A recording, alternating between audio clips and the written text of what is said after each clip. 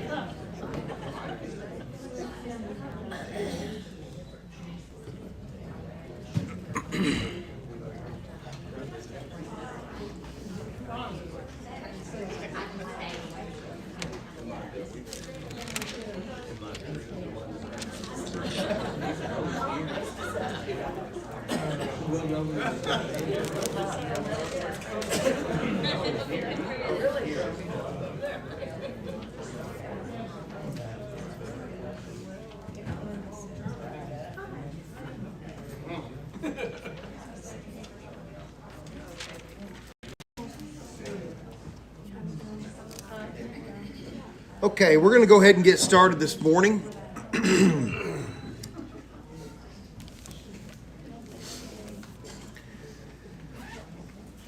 We're going to continue on with Abraham and into Sarah this morning. And then the plan is throughout the month of May, finishing up this study of the main characters in the book of Genesis, looking at Isaac and Rebekah and Jacob and Esau, and then the story of Joseph. To me, this has been a wonderful study because there's been times that, you just briefly hit on those characters or those stories, or you refer to them a lot of times, but just to go through some of the text and look at it again to see what is written is good for us, and what really the characters and the characteristics that they have really give us great lessons for us to learn. And there's no doubt in my mind that when you look at these people, the example that they set, I'm reminded of the passage that says the things that were written in earlier times were written for our instruction. So here we are going back to those earlier times, reading those things, and hopefully we're learning from them. This morning we're picking up in Genesis chapter 15. This is where Abraham receives a vision. In chapter 15, it begins, it says, "After these things, the word of the Lord came to Abram in a vision, saying, 'Do not fear, Abram. I am a shield to you.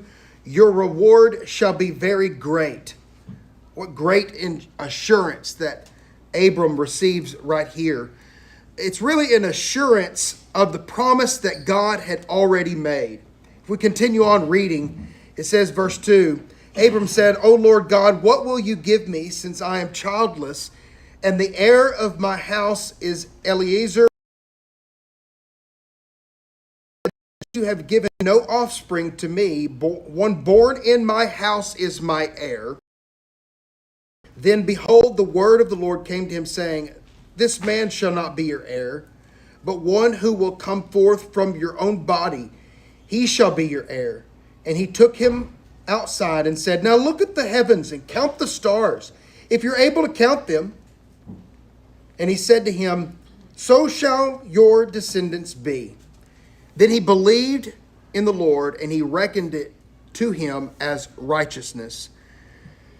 The first thing we see is this great assurance that God gives him. Can you imagine being told by God, which we are through his scriptures, but imagine the voice of God telling him, "Don't fear. Don't be afraid. I am a shield. I'm a protector for you. Your reward shall be very great." That is wonderful assurance for Abram, who may at this time be sitting there going, how is this all going to play?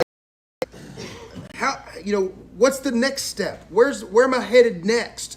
And God reassures him and provides that kind of comfort and that encouragement for him to keep going. Now, if you'll notice, Abram is still childless here, and he thought that his seed would be one born in his house, is what he says in verse 3. And God assures him that his seed would come from his own flesh, his own body would have this. That's where that promise lies. I love the idea of God saying, come outside with me. And he takes him outside and he looks up at the stars at the sky and he says to him, I want you to start trying to count these stars. And did you see what he says? Count the stars if you are able to count them. I wonder how long God waited for Abram to look up and begin to count. What number did he get to, I wonder, if he started doing that? Maybe he didn't even begin. Maybe he just felt overwhelmed. Have you ever gone outside to try to count? I know I have. It's a useless cause because then, for me anyway, I can't remember if I counted that one or not. And it's real easy to get off, isn't it? I never counted. My deal was always which one has my name on it. Right. You know, the thing is that it's not the point of really how many are out there. It's the point that it's not you can't put a number to it. It's immeasurable. That's the point that God is making towards Abram, and really the point for us to pick up today as well when we read this story. That God's promise was one that was not just a little bit, but completely full. And that promise that he would have that many family members, descendants, that promise wasn't just a number. It was a promise of complete fulfillment. And that's what you can always depend upon with God, is when he makes a promise, that it is a promise that is completely full. There's never a time that he limits it. When someone is healed, they're healed completely. They get up immediately and they begin to walk. People who had never walked before, they're jumping up in leaps and bounds. People that have never been able to see before are able to see. And I would only imagine that God gives them better than 20/20 vision. The point is that God doesn't limit himself when he says, I'm going to do something. He's going to do it fully. And so that's a reassurance for Abram that he needed. Look at the stars of the sky and begin to count them. Verse 6 to him as righteousness. That word accounted, that's an important word. My version says reckoned. Does anybody have anything different? Or a reckoned or accounted? Credited. I love it. Do you hear that? What kind of terms are those? Accounted, reckoned, and credited. What are those? Are they not financial terms that we use a lot of times? If it's been accounted, people that are accountants certainly would understand that. But it's the idea of adding and putting it on record, and then the idea of reckoning it. You take one your bank statement, you take yours, you reconcile those two things. You match them up. You credit it. It's all the idea is it's been counted for him as righteousness. That faith that he had resulted in his righteousness. That's a New Testament thought where we understand that by faith we believe and it results in our own salvation as well. Now, we understand that in the New Testament, that it's not faith. When you think of faith, don't think of it as just believing. Think of faith as believing and action. And so for Abram, that's the same thing. It's going to be action that takes place. So, what a beautiful thought where Abram believes God, and because of his faith, it's counted to him as righteousness. All right? Any questions or comments about verses 1 through 6?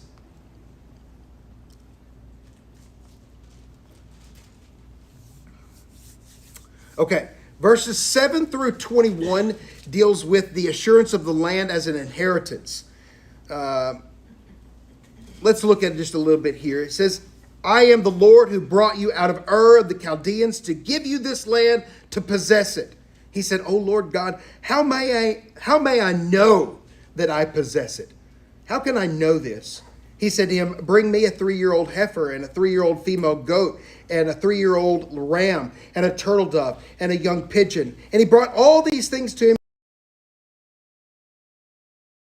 opposite the other.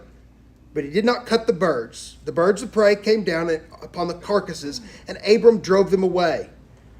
And when the sun was going down, a deep sleep fell upon Abram, and behold, terror and great darkness fell upon him, like a nightmare. God said to Abram, know for certain that your descendants will be strangers in a land that is not theirs, where they will be enslaved and oppressed 400 years. What is that pointing to? Yeah. A prophecy about the Egyptian bondage right here in the promise to Abram. He says, you're going to have this land. I'm going to give it to you. But right now, your family are going to be enslaved. What kind of a promise is that, you think? You said, wait a minute. You just told me I'm going to have all this land. And now you're saying that my family is going to be oppressed in a land that doesn't belong to us for 400 years? It's a long time. Well, keep reading. But I will also judge the nation whom they will serve. And afterward, they will come out with many possessions, better than they were. As for you, you shall go to your fathers in peace. You're going to die, and you'll be buried at a good old age. In the 4th generation, they will return here. It's just right down specifically. He gives them specifics of exactly when it's going to happen. 4th generation, they will return here. The iniquity of the Amorite is not yet complete. It came about when the sun had set that it was very dark, and behold, there appeared a smoking oven and a flaming torch, which passed between these pieces, the pieces of animals that are cut in half. A smoking oven and a flaming torch. On that day, the Lord made a covenant with Abram, saying, your descendants I have given this land, from the river of Egypt as far as the great river of Euphrates. The Kenite, the Kizite, the Catamanite, and the Hittite, and the Prezerite, and the Rephaim, and the Amorite, and the Canaanite, and the Girgashite, and the Jebusite. Okay, so that gives us the rest of that. Okay, so God makes a covenant with Abram. And the point that I think is so important to make from this one little section right here, two things that really, I guess two things, but the first one we've already made, the idea that God is very specific with this time frame of how long they'll be in bondage and when they'll come out of that bondage. But the second point that I think is so important to notice is that God has made a covenant, and when there is a covenant that is made, blood is spilled. Okay, do you notice this? He cuts these animals in half, and this covenant is made between him and Abraham and his descendants, and that blood is spilled between those animals, and that God passes between all of it. And so this is really a significant piece of the whole history of mankind, is that when a covenant is made, blood is spilled. It's the same when the 10 Commandments are given, the covenant of Moses. Blood is expected to be spilled in that covenant. And it's certainly true in the new covenant, the covenant of Jesus. What does Jesus say when he institutes the Lord's Supper? He says, this is my body, which and my blood of the what? The covenant. Of the new covenant, right? Yeah. And so it is blood that is being spilled. And Jesus is saying blood is going to be spilled And this is a new covenant that I'm establishing with you. God uses blood every single time. So he makes this covenant with Abram, which really indicates that this land is going to be given to him, to his descendants, from that river of Egypt to the Euphrates River.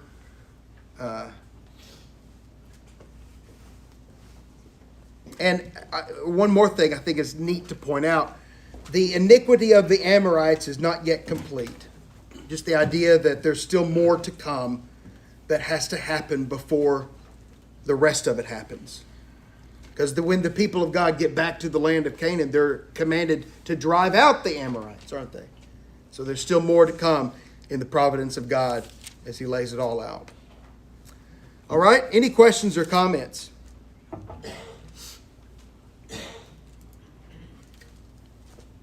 Makes you wonder, Alex, what was the message?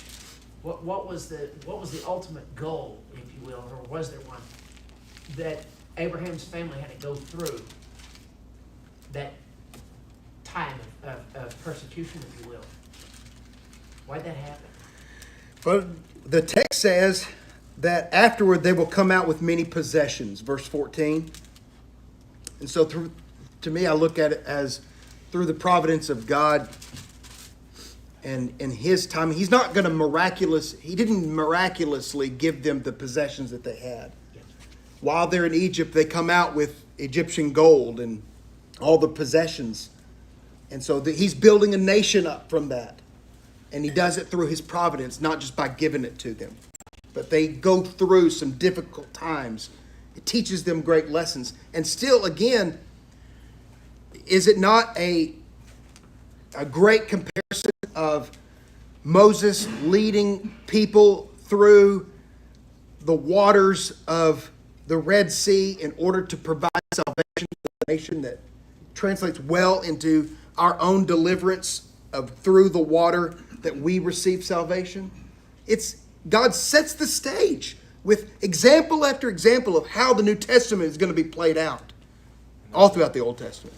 Alex, that's what I was going to say is the persecution, that's God's promise never says that you won't struggle. Oh, yeah, that's right. God's promise never said that you're going to have a sunshine and rainbows life. Yeah. That you're going to struggle and you're going to feel persecution. Yeah. And that's what he's saying here is your people may have a promise, but it's going to be rough. Yeah. Well, Paul tells Timothy, those who live godly will be persecuted. Yeah. Kind of what Tim was saying. If you're given something, you appreciate it. But if you have to work for it, Oh, yeah. you appreciate it that much more. Yes, that's right. I think it also builds their faith, or built their faith, Yeah. and it builds our faith. Yeah. But it also tests us. How are you going to act? How are you going to be when something real bad happens to you? Yeah, that's right. Are you going to fall, or are you going to stand and ask God for help? That's right. I also think if they had not been in slavery in Egypt, then would they even left? Yeah, that's right. If they was living as good as they did Sure. under the years after Joseph, Yeah. they didn't really have a reason at that point to leave. That makes me think, do you ever think that the struggles that we have here on earth help us to long for heaven and the rest that we'll receive there? I think so. A time when the pain won't be there, the loss won't be there. All of the things that we deal with in today's world. If earth was like heaven and there were no problems, what motivates us to want to go to heaven? Right. If it's all perfect right here, right now. It's not perfect here right now, and it helps us and motivates us to go to the land where it is perfect. Good stuff. Okay, let's talk about the birth of Ishmael real quickly here. Oh, Ishmael. Oh, buddy. Let me tell you. Right after God gives Abram this promise, and he has all this great faith, and it's reckoned to him as righteousness. It says, now Sarai, Abram's wife, had borne him no children, and she had an Egyptian maid whose name was Hagar. So Sarah said to Abram, now behold, the Lord has prevented me from bearing children. Please go into my maid. Perhaps I will obtain children through her. And Abram listened to the voice of Sarah. After Abram had lived 10 years in the land of Canaan, Abram took Abram's wife Sarah took Hagar, the Egyptian, her maid, and gave her to her husband Abram as his wife. And he went into Hagar, and she conceived. And when she saw that she had conceived, her mistress was despised in her sight. And Sarah said to Abram, may the wrong done me by, I'm reading this wrong. May the wrong done me be upon you. I have my maid into your arms. But when she saw that she had conceived, I was despised in her sight. May the Lord judge between you and me. But Abram said to Sarah, behold, your maid is in your power. Do to her what is good in your sight. So Sarah treated her harshly, and she fled from her presence. Now the angel of the Lord found her by a spring of water in the wilderness, by the spring on the way to Shur. And he said, Hagar, Sarah's maid, where have you come from, and where are you going? And she said, I am fleeing from the presence of my mistress, Sarai. And then the angel of the Lord said to her, return to your mistress and submit yourself to her authority. Moreover, the angel of the Lord said to her, I will greatly multiply your descendants so that they will be too many to count. That sounds familiar, doesn't it?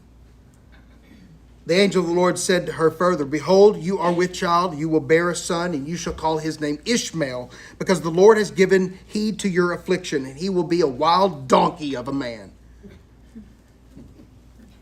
His hand will be against everyone, and everyone's hand will be against him. And he will live in the east of all of his brothers. Then she called the name of the Lord who spoke to her, you are a God who sees. For she said, have I even remained alive here after seeing him? Therefore, the well was called Beer-lahai-roi. I think, anyway. It sounds right? Beer-lahai-roi. Behold, it is between Kadesh and Bered.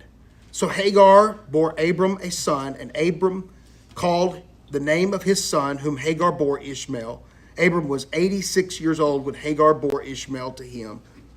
Wow, there's a lot to unpack right here. So first of all, we see this, this stress that's happening between Sarah and Abram, that they still have no children. The promise was just given. Reassurance was just given. I wonder, did Abram not say to Sarah just what happened? This covenant? This promise, this reassurance that God has made, surely he said something to her.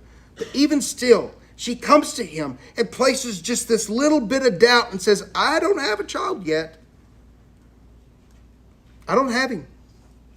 And so what does she do? She devises a way for Abram to have a son by Hagar, her handmaiden. Hey. Yes. This is not the first time you said you're gonna have son. This is a reassurance, right? Yes, that's right. The promise had already been made. It's been like a long time. And I don't know this for sure because it's not written, but I believe that Sarah was probably needling him to death. Yeah. I said, well, he said we're gonna have a son, but we're not. Yeah. You know, just on and on. Yeah, maybe. And I'm thinking he probably like, look, do what you want because I'm tired of this. Yes. I mean, I'm just assuming. Yeah. No, I think there's some liberty for us to think, what is the relationship in this communication that's happening between Sarah and Abram, where they devise another way of doing things, you know? Because God just wasn't quick enough. And I mean, Yes. That, Yes. That's what she. Yeah. That's what from reading the text, that she was just like, huh. Yeah. How long? I mean, Who? they are old. Yeah, exactly. They're what, an age? Sure. Wait, was he 100 and she was? At this time when he's born, he's 86 years old. I mean, Hagar was 10 years younger than him. Isaac, like when he was. Oh, yeah. Yes, that's right. 190. And 90. Mm-hmm. Yeah, so still, even after this, there's still years to go by. Yeah, that's amazing. It's just to hear crazy. this stuff. But they wait and they wait, and finally they devise this plan. And so Abram is given Hagar as his wife as well. And he has sex with her. They conceive, and they have this other son. They name him Ishmael because God had heard her affliction. He would be a wild donkey of a man. Is that what everybody's got in their version? Wild donkey of a man, a wild person, uncontrollable. His hand will be against everyone. There's going to be conflict between Ishmael and everyone else, and between his family and everybody else's family from then on. This isn't a very comforting thought that I'm going to give you this child, but he's going to be like. Yeah, I know, right? Yeah, you're going to have this child, but wow. And who's telling her this? This is an important point to bring out. An angel. I'm sorry? An angel. Yeah, which one? An angel of the Lord. The angel of the Lord. Well, of course. You know, I just think it's interesting. Whenever you see the angel of the Lord speaking, something's different here. And one thing that's interesting about this, so a lot of times when you see the phrase the angel of the Lord, something divine is happening around here. In this context, what we find that is divine is that there is a promise that God also gave. The same promise that he gave to Abram of having children that are too many to count. Look at the stars, too many to count. It's the same promise that Hagar is given. Your descendants shall be too many to count, verse 10. Then it says, the angel of the Lord said, and gives even more of a prophecy that came true as well. Who is the angel of the Lord? A lot of times it is centered around something that refers to a part of the Godhead. Specifically, you might even be able to say the Messiah in some way or another. Like in the fiery furnace, and Yeah. it said lion to an angel of the Lord. Yeah. So, and a lot of people say that's Jesus. Yeah. Or when Jacob wrestles with the angel of the Lord, there's divine things that are happening right there. Right. So it's just interesting to see how that works even right here with the prophecy of Ishmael and the rest of his family. Let's see. I want to make sure I'm hitting those main points. Alex, can I throw you a Sure. curveball? Oh, sure. Or not a cut? Isn't Ishmael supposed to, Mohammed's supposed to be a descendant of Ishmael? Yeah, I think so. Isn't that, Yeah, that's right. I don't know. I mean, I haven't traced his lineage back, but I mean, that's what they claim. I yeah, think. that's what they claim for sure. Yeah.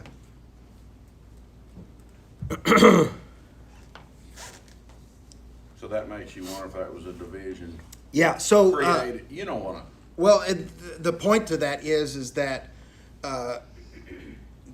those Muslims are going to see Abraham as their father just as much as the Yes. Jews see Abraham as their father.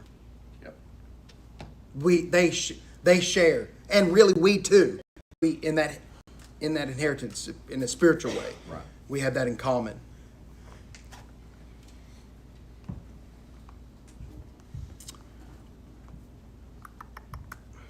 "86 years old." So after all this, what does God have to do again? Well, in chapter 17, he has to reaffirm the covenant with Abram again. Now, when Abram was 99 years old, the Lord appeared to Abram and said to him, "I am God Almighty." So how many years have passed now? 13 years. 13 years. 13 years. To me, that's a significant amount of time, isn't it? Walter's 13 years old. I feel like I've always had Walter. You know? So you think that's a long time in my mind. Our lives are, you might live 76, 80, 90 years old. When you think 13 years, that's a big chunk of your life, really.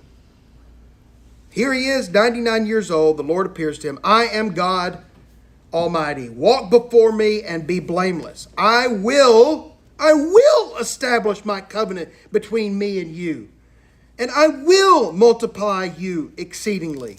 Abram fell on his face, and God talked with him, saying, as for me, behold, my covenant is with you, and you will be the father of a multitude of nations. No longer shall you be called Abram, but your name shall be Abraham. Finally, now I can just get rid of Abram, because I know I've gone back and forth. Now we're where his name is Abraham. Your name shall be Abraham, for I have made you the father of a multitude of nations. So God, in his infinite wisdom, to reaffirm this covenant, this promise that he's made with Abram, he changes his name to Abraham, which means the father of a multitude of nations. I will make you exceedingly fruitful. I will make nations of you, and kings will come forth from you. Wow, kings are going to come forth. But you could count how many kings. Certainly the kings of Israel, some great kings of Israel, and some not so great kings of Israel. But I can't help but when I read this passage and think about kings that are going to come from him, I think about the King of Kings that's going to come from him. That's a good promise. I will establish my covenant between me and you and your descendants after you throughout their generations for an everlasting covenant. This covenant doesn't end.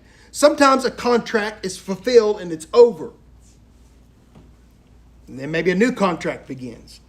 But this covenant is an everlasting covenant. You see, he's not short-sighted here. God's not saying, I'm going to make this covenant that I'm making with you, and it's going to last up to the time of the covenant with Moses. And then after Moses, this covenant will come, and there's a new covenant. God's thinking the big picture here and says, guess what? This covenant, this promise that I'm making with you is something that's going to last from now till, well, never. There's never an end to that one. It's an everlasting covenant. God sees the big picture here, doesn't he? I will give to you and your descendants after you the land of your sojournings, all the land of Canaan, for an everlasting possession, and I will be their God. God said further to Abraham, now as for you, you shall keep my covenant, you and your descendants after you throughout their generations. This is my covenant, which you shall keep between me and you and your descendants after you. Every male among you shall be circumcised, and you shall be circumcised in the flesh of your foreskin, and it shall be the sign of the covenant between me and you. And that every male among you who is 8 days old shall be circumcised throughout your generations. A servant who is born in the house or who is bought with money from any foreigner who is not of your descendants. A servant who is born in your house or who is bought with your money shall surely be circumcised. Thus shall my covenant be in your flesh for an everlasting covenant. But an uncircumcised male who is not circumcised in the flesh of his foreskin, that person shall be cut off from his people. He has broken my covenant.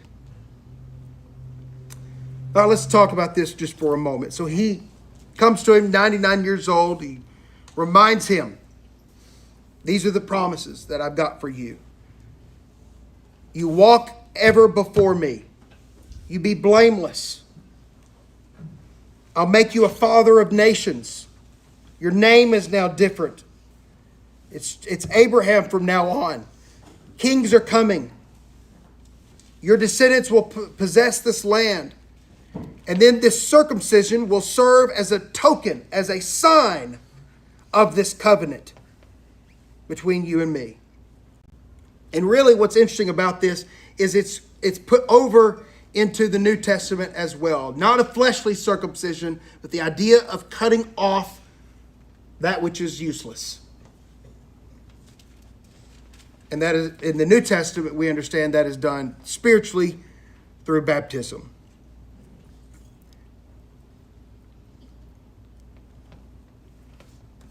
Any questions? Anything about that little section there from 1 through 14? I think maybe Abraham is just like us. We need to be encouraged and reminded. We come here Yeah. every week, we hear sermons that remind us. Yeah. We have devotions and classes and everything. Yeah.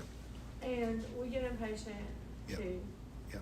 And so when I look at this, you know, when I first looked at this, I'm like, what is their problem? I mean, God Yeah. talked to him. He's Yeah. the patriarch. You Sure. know, but he's just like us. Yeah. Yeah. That's a good point to bring out. We need to hear it over and over and over again. You may think, well, I've heard the gospel 1,000 times. I don't need to hear it one more time. No, one more time is how many times you need to hear it at least. Because faith comes by hearing and hearing and hearing. There you and go. hearing and hearing. That's right. And you know what she's talking about, to me, like with the Jews, it's so easy to say, why didn't they do right? Why didn't they listen? Why didn't Yeah. they? Well, the same reason we do. Right. So then God promised a son by Sarah, and his name will be Isaac. Let's keep reading here. Then God said to Abraham, as for Sarah, your wife, her name is going to be changed as well. You shall not call her name Sarai, but Sarah shall be her name. I will bless her, and indeed I will give you a son by her. Then I will bless her, and she shall be the mother of nations. Kings of peoples will come from her. Then Abraham fell on his face and laughed and said in his heart, will a child be born to a man 100 years old? And will Sarah, who is 90 years old, bear a child? I'm sure God's going, yes! That's exactly what I've been trying to tell you all these times. Have faith. It's going to happen. I've told you this over and over and over again. It's not a laughing matter. You're chuckling about all this, but it ain't all that funny. What I've been trying to tell you is going to happen. I don't know, maybe that's not exactly what God said, but the idea is yes, of course. Then Abram said to God, oh, that Ishmael might live before you.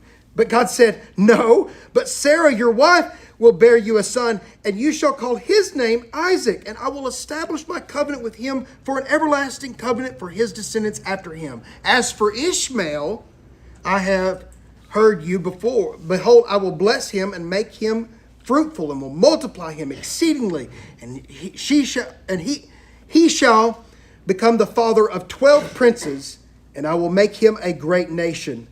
But my covenant will be established with Isaac, whom Sarah will bear to you at this season next year.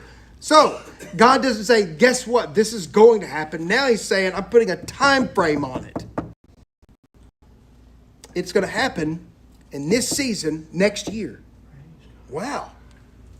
When he had finished talking with him, God went up from Abraham.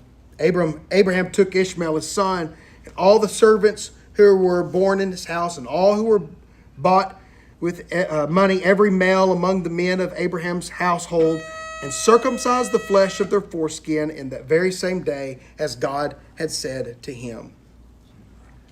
Abraham was 99 years old when he was circumcised in the flesh of his foreskin. Bless his heart. There was no anesthesia back then. No, I feel sorry for all those guys right Wait, there. what's over? But that is the covenant. Ishmael was 13 years old when he was circumcised. Poor guy, right in the middle of the beginning of puberty, and that's what his dad pulls him to the side to do. But that's the covenant. Very same day, Abraham was circumcised, Ishmael his son. All the men in his household were born in the house or bought with money from a foreigner, were circumcised with him. And so it's promised. All right, let's keep going here. About 5 more minutes.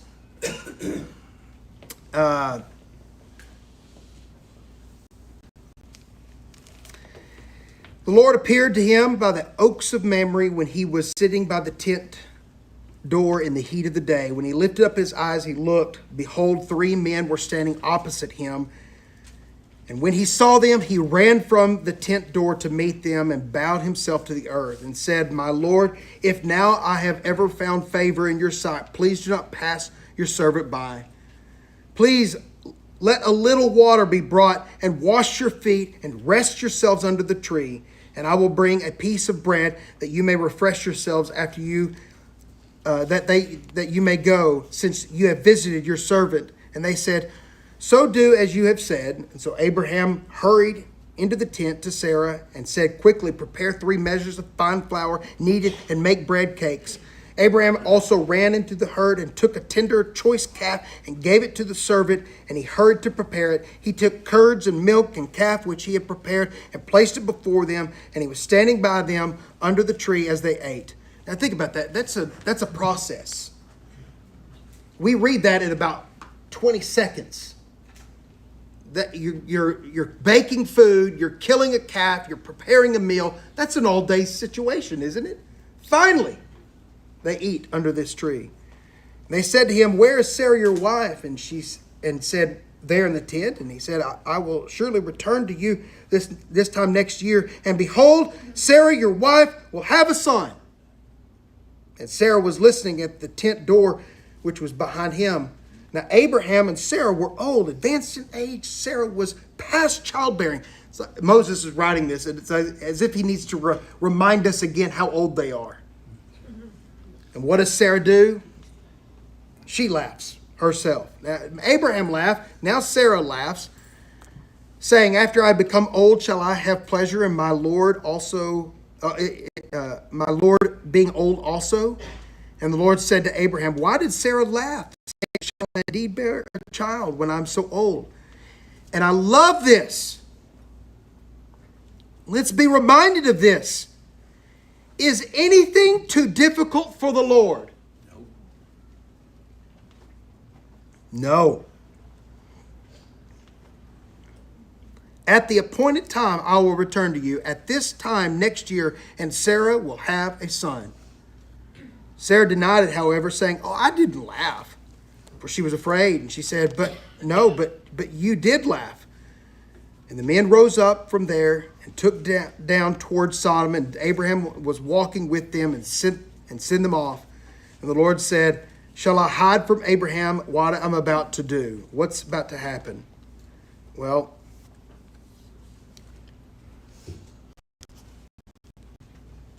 Sodom and Gomorrah are wicked cities, horrible places.